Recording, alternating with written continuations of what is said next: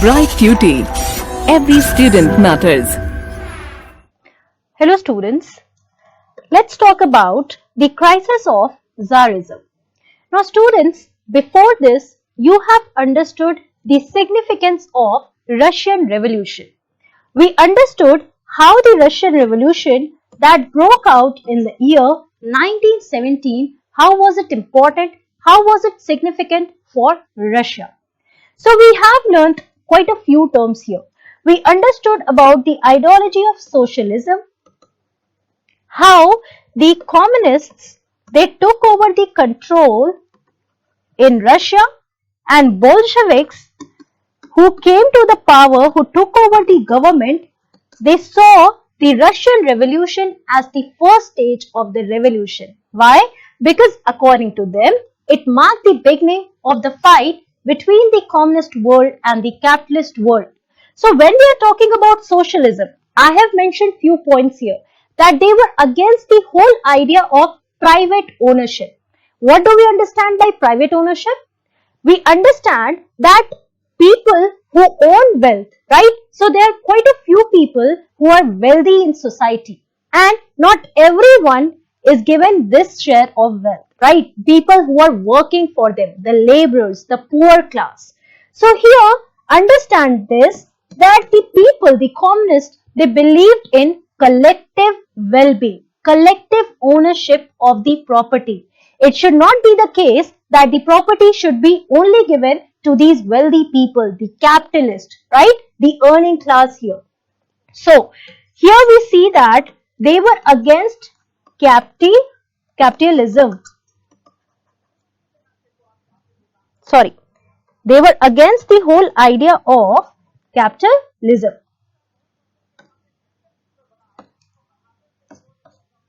So, here we also learnt a new term, that is Tsar. Now we can write Tsar, C-Z-A-R, or we can write T-S-A-R. Both these spellings are correct here. Now for your information, I just would like to add an interesting fact here, that the term Tsar that we are talking about here, students, has been derived from the term that is Julius Caesar. Now do you remember the name Julius Caesar? Somewhere you must have heard his term in any drama or play in the literature section. So, when we are talking about Tsar, in Russian term, here it means that emperor, right? Referring to the emperor or the king. So, when we are talking about the crisis of Tsarism, here it means that we are talking about the crisis of the emperor, the Russian king. We all know that Russia was an autocracy. Autocracy, it means that here the king had the supreme authority, absolute power. So the Russian Tsars, from Peter the Great to Tsar Nicholas II, these were the names of the kings, right, who ruled in Russia. They enjoyed unlimited authority. Very important point here. Unlimited authority, why? Because the absolute power was in the hands of these kings here, right, who were ruling. So autocracy was supported by nobles on the one hand and church on the next hand, on the other hand. So here we see that like the French Revolution, when we learned about the French society, we saw that church and nobles, they had a privileged position in the society. Do you remember that point? Yes. Likewise, when we are talking about the Russian society here, we see that the nobles and the church, they had a privileged position in the society, right? So the autocracy, the king and his superior power, the supreme authority of the king was supported by the nobles here. Nobles, they had privileged positions and also they were giving some special powers, and it made the Tsar the autocrat of all the Russians. Very important point here.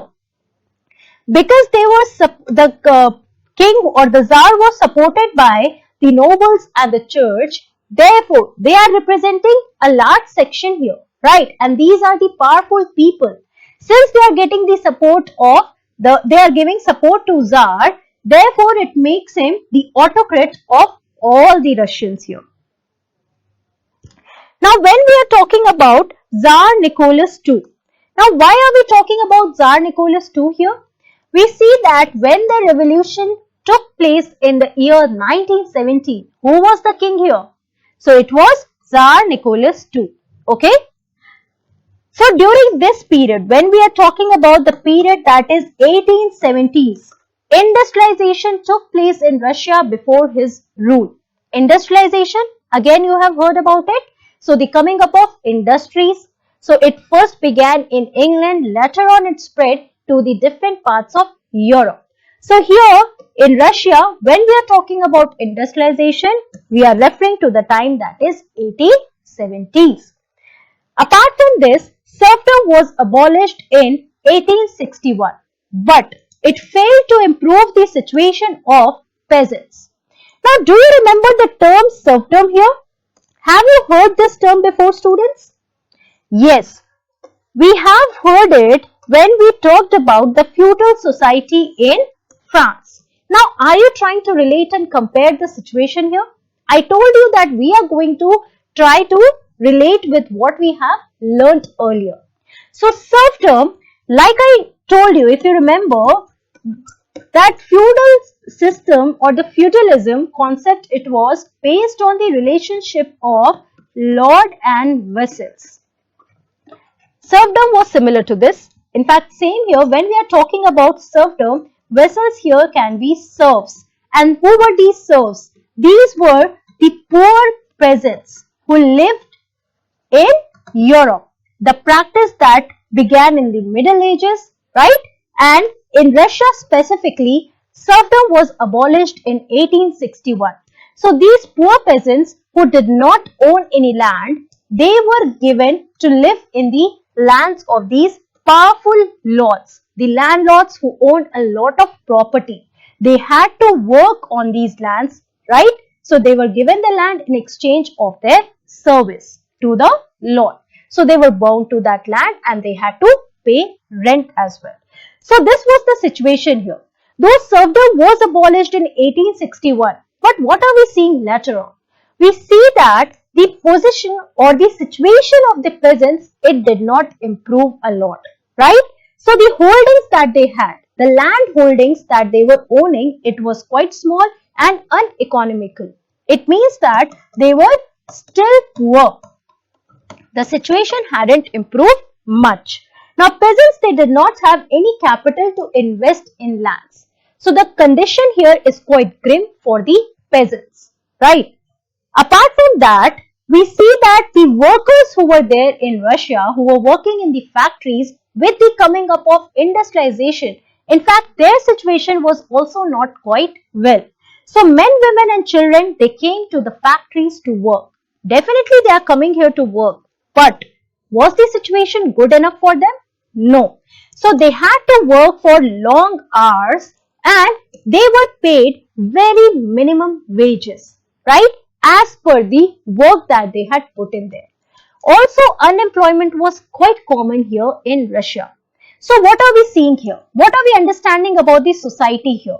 So the common people, the poor people, that is the peasants and workers. The condition of the peasants and workers here, it was not good. So definitely whom they are going to complain about it? They are going to complain to the Tsar, to the Russian king, because he had the sole authority and privileges were only enjoyed by whom? By the church and the nobles, the nobility class. Right, students?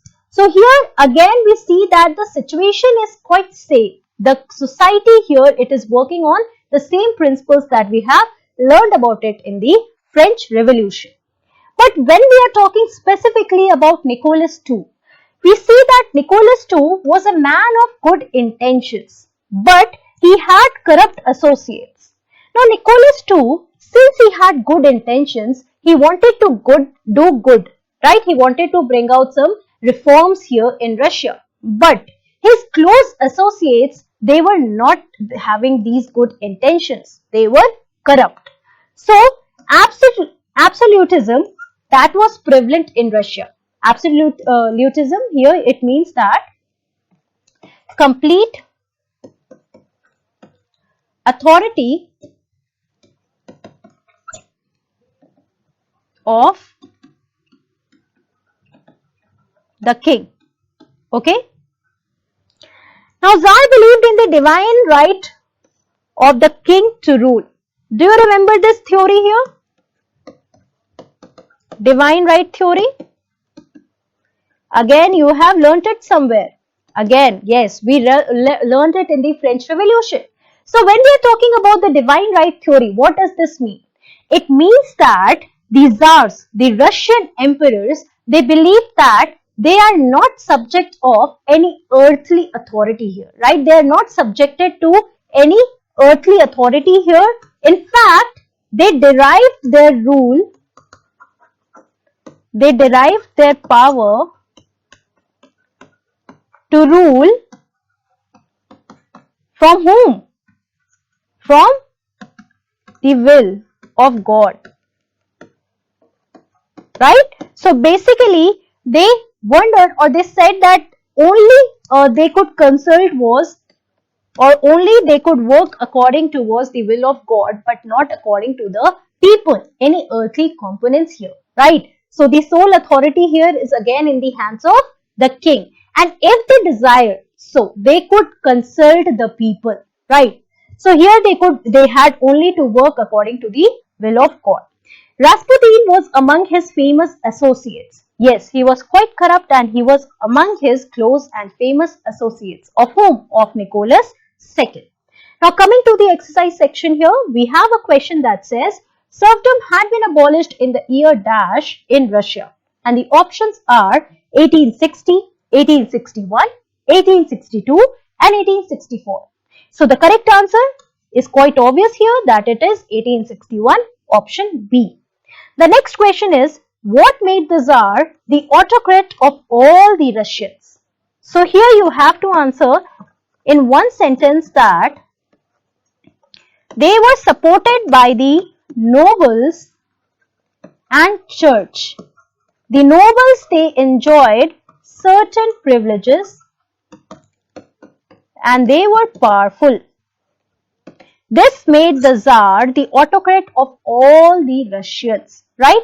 So here this is how you have to answer this question.